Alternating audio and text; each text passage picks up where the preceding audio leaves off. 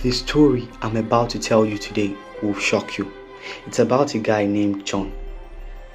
He learned the hard way that rejection can either build you or break you. So, this is John. And back in the university, John wasn't just like other students. He was just struggling to survive. And sometimes he even had to choose between buying handouts and eating. But even in this struggle, you know how school life did now. John still had this girl he liked so much. She was very beautiful, calm, intelligent, confident, and everything. She was just that type of girl that everybody on campus admired, and John was so much interested in this girl. Normally, John self na fine boy now. But the only problem with John was that he never had the courage to walk up to ladies and tell them how much he felt. He was that shy person.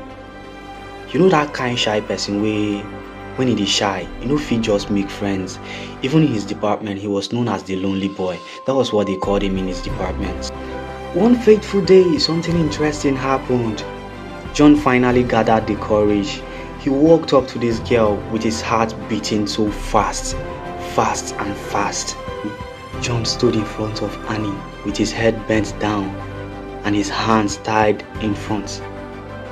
John now said to Annie, "There's this thing that has been bothering me, Annie, and I really have to tell you today. Each time I try to walk up to you, I don't get the courage to tell you what and how much I feel about you, Annie. Annie, I like you, and Annie, I want to be with you." Could you believe how composed John was? It was like something took over John and it was saying all these things. Because the way John spoke, he spoke like he spoke from his heart. Annie couldn't believe what she has just heard. She couldn't believe it was John speaking. She laughed and looked at him. She now said, "John, look at yourself. Just take a good look at yourself. Love don't pay bills. And don't embarrass me, please." That was what Annie said to John. To Annie, these were just mere words.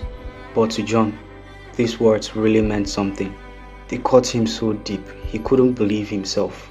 He has just embarrassed himself. That night, John couldn't sleep. He thought to himself, that what has he done to himself? He felt worthless. That was how John felt that day. But instead of giving up, John's pain fueled him. He said to himself silently that he would never beg for love again.